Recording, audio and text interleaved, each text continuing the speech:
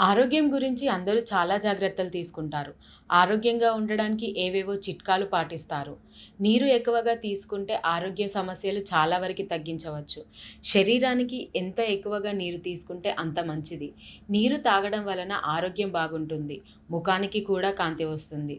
జుట్టుకి సంబంధించిన సమస్యలు కూడా తగ్గుతాయి. రోజు ఉదయాన పరిగడుపున గోరువెచ్చని నీరు తాగడం వలన చాలా సమస్యలు పరిష్కరించుకోవచ్చని నిపుణులు చెబుతున్నారు. గోరువెచ్చని నీరు తాగడం వలన శరీరంలోని మలినాలు పోతాయి. అలాగే ఊబకాయాన్ని కూడా తగ్గిస్తుంది.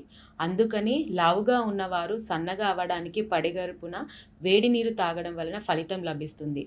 ఈ వేడి నీటిలో కొంచెం తేనె గానీ, నిమ్మరసం గానీ కలిపి తీసుకుంటే త్వరగా ఫలితం దక్కుతుంది. దీనితో పాటు వేడి నీరు జీర్ణక్రియని మెరుగుపరచడమే కాకుండా ఇమ్యూనిటీని కూడా పెంచుతుంది. వేడి నీరు తాగడం వలన శరీరం డీహైడ్రేట్ అవ్వకుండా ఉండి కాంతివంతంగా తయారవుతుంది. రక్త సరఫరా పెంచుతుంది. ఇవే కాకుండా వేడి నీరు నొప్పుల నుండి కూడా ఉపశమనాన్నిస్తుంది. అలాగే ఆడవారికి నెలసరి సమయంలో వచ్చే నొప్పుల నుండి కూడా ఉపశమనం లభిస్తుంది. వేటికైనా లాభాలు ఉంటే వాటికి కొన్ని సైడ్ ఎఫెక్ట్స్ కూడా ఉంటాయి.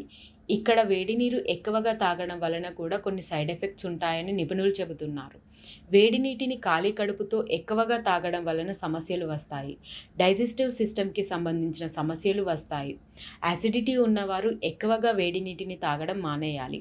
వేడి నీటిని ఎక్కువగా తాగడం వలన డీహైడ్రేట్ అయ్యే అవకాశాలు ఎక్కువ ఉంటాయి. తరచూ ఎక్కువగా వేడి నీటిని తాగడం వలన బ్లడ్ ప్రెషర్ పెరిగి హైపర్‌టెన్షన్ సమస్యలు రావచ్చని నిపుణులు చెబుతున్నారు.